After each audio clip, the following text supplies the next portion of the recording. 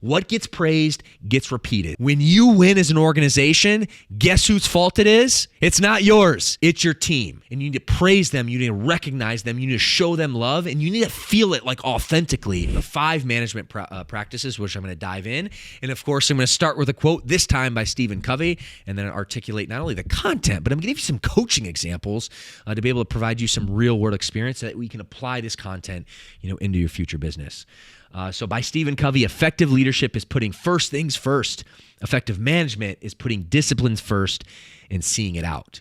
And if I look at leadership, and actually from my lens, leadership is about casting the vision. It's about working on your business. It's about directing change. And that's something that I inherently have a skill for, but I've actually developed long-term and will continue to develop long-term. But management is, once a system is defined, it's having that discipline to ensure that your team operates within that system. For me, that's something that doesn't come overly natural to me. Now, not to say that I can use an excuse, but the management aspect is something that I need to continue to find. And I'll continue to find that, but it's also, there's a lot of value in stacking yourself and surrounding yourself with people that have contrary skill sets. And for me, management is one that I look for my other leadership team that have that particular skill set. The equation in EOS is LMA. And really what that means is leadership plus management equals accountability, which we touched on earlier. So that all in mind, the 5 management practices. Number 1, keeping clear expectations, because without clear expectation, my friend, you cannot manage, and that's the bottom line. Expectations on that matter are a combination of one of these 4 focuses, and these 4 focuses are included in our weekly meetings, which again, we teach the framework, from our EOS perspective to all of our franchise partners. They break down to the roles, which is really the work, responsibility, and the outcomes.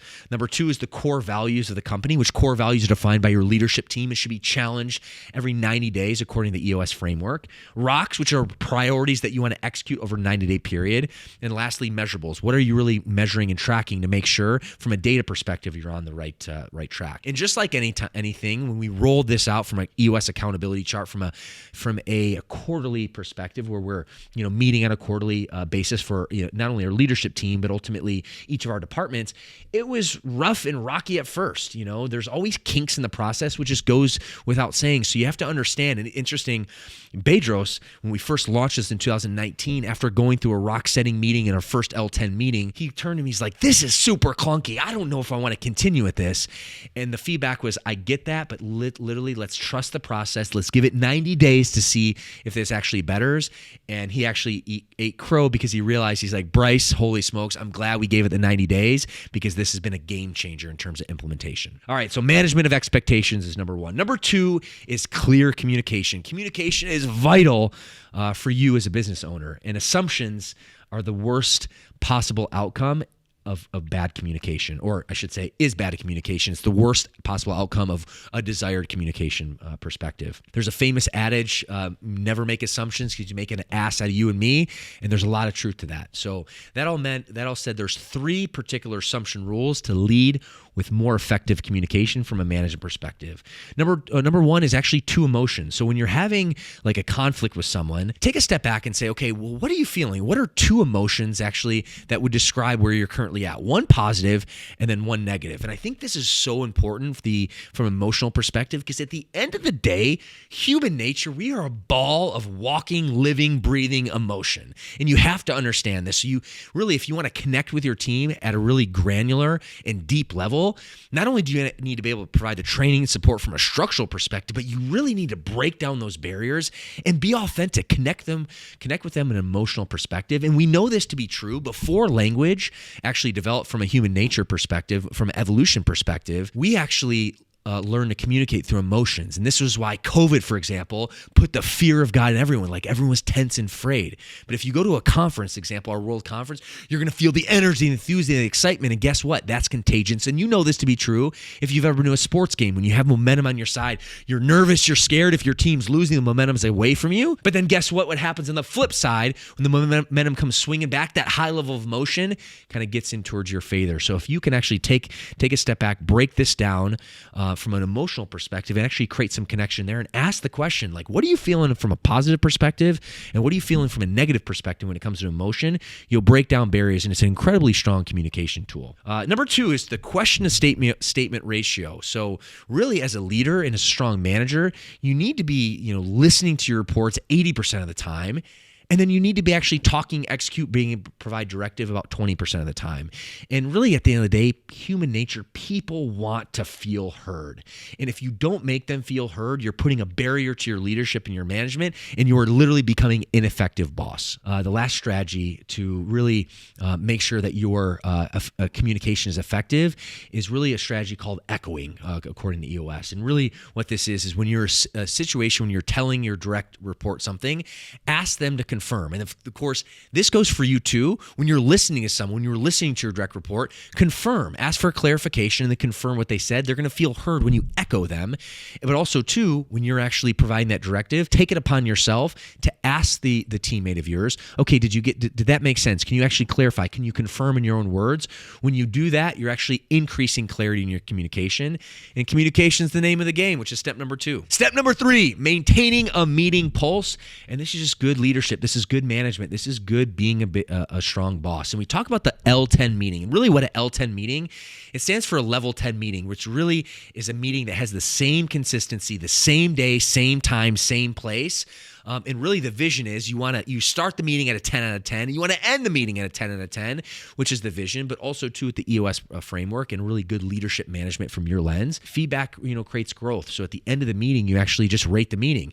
If it's anything below a 9, you give feedback to make it better, and that way you're always recalibrating, which is actually a topic of conversation in terms of, creating strong feedback. So maintaining that meeting pulse is extremely mission critical from a consistency perspective. Number 4, from a management practice perspective, is actually having a quarterly conversation. I'm actually going to dive into this in a chapter here following, so I'm not going to really hit too hard here, but really to truly manage your direct reports, you must have a face-to-face quarterly conversation. A quarterly conversation is informal. It's not a performance review. It's an informal conversation where you just literally take it off site. You just connect with your, teammate and your direct report at a personal level. And yeah, you should be prepared. You should have some notes, but really it's a casual conversation just to, allow that, direct report of yours, that teammate of yours, some space to kind of tell you the good, tell you the bad, and then tell you the ugly. And then number 5 is the rewards and recognition. And in the book, it talks about Napoleon Bonaparte noticed his soldiers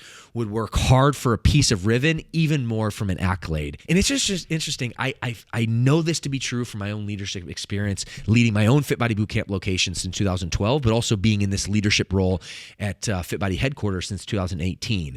And there's 2 analogies and examples I want to showcase. Number 1, from a leadership perspective, from a rewarding and recognition perspective, and this is just a good rule of thumb from a leadership framework. When you win as an organization, guess whose fault it is? It's not yours. It's your team. And you need to praise them. You need to recognize them. You need to show them love. And you need to feel it like authentically. And you need to understand you have a value for people, because when you have a value for people and you can show them authentically, that's going to make the world a difference. It's going to pump their tires and they're going to feel appreciated and loved. And guess what? What gets praised gets repeated. So really, when you win as a team, it's your team's fault, okay? But guess what? When you lose, whose fault is that? And the answer, it's yours as the leader. And this is hard. This is hard to do. We need to suck it up and swallow that pride of yours and literally take that ego and move it to the side. But at the end of the day, if you as a leader start pointing fingers at freaking people and pointing fingers at your team, no one's going to follow you when shit hits the fan. And that's the truth of the matter. When you win, it's your team's fault. And when you lose as a leader, it is your fault. And you have to feel this with every fiber of your being. The second thing about rewarding and recognition, this is what we do at our gyms here at Fit Body Bootcamp, our franchise partner locations.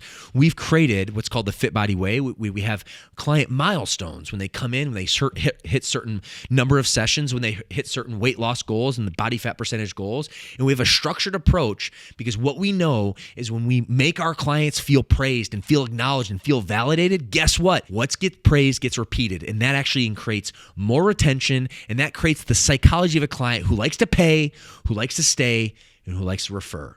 And really, if you want to level up your leadership, you need to be able to reward your people on a daily basis. So that all in mind, to kind of put a bow on this, the management perspective, this is all fun and games, but guess what? Okay, stuff is still going to hit the fan. Sometimes even after you act with the above leadership management and leadership skills and practices and management skills and practices, sometimes things don't work out. Sometimes even when you clearly communicate, when you clearly manage expectations, your employees aren't going to perform. So really the call to action here is you must have a 3-strike rule. And I'll go ahead and list these in new chronological order, which number 1 is meeting with the person, identifying the issues, discussing the specific course of action, and giving that teammate 1 month to really allow space to execute on the feedback given, but also making sure that you have a follow-up pre-scheduled, okay? That is so important. If you don't have that follow-up pre-scheduled, then guess what? You actually are not being a good leader, a manager, or a boss, because that's not increasing accountability.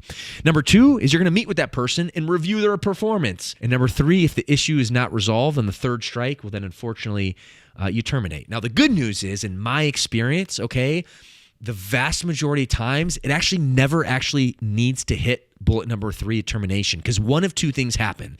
When you're clear with your expectations, when you follow the 5 leadership practices, the 5 management practices, you're clear, you're supporting your person, you have an open level of dialogue. This is what happens. Number 1 is when you give that critical feedback, really your teammate takes it to heart, they take action on that feedback, and they course correct, which is exactly what you want, okay? So that's option number 1, and happens many times. The option number 2 is the employee or the teammate feels the friction and they realize, you know what, this actually isn't for me. They don't take action, but in not all the cases, sometimes you actually do have to terminate your teammate, but a lot of times what happens, especially if they're underperforming in situation option number 2, they actually see themselves out. They come to you and they actually put a resignation in, and or they just have the conversation and realize, you know what, I know I do agree to this, but as it turns out, I can't execute.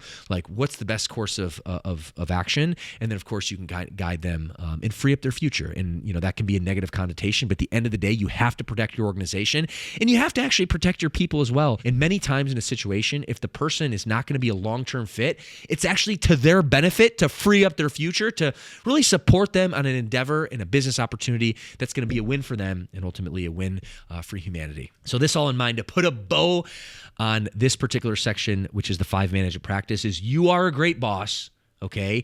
When you provide clear direction, when you act with the greater good, when you take clarity breaks, when you communicate well, when you execute meeting pulses, and really when you pour into your team, make space for your team through quarterly conversations. When you do this, ultimately you create a really positive work environment that's going to benefit them, it's going to benefit your organization, and you're going to grow your income in the process, which is really the profitability metric that we really support all of our people and really what I want for you as a new business owner.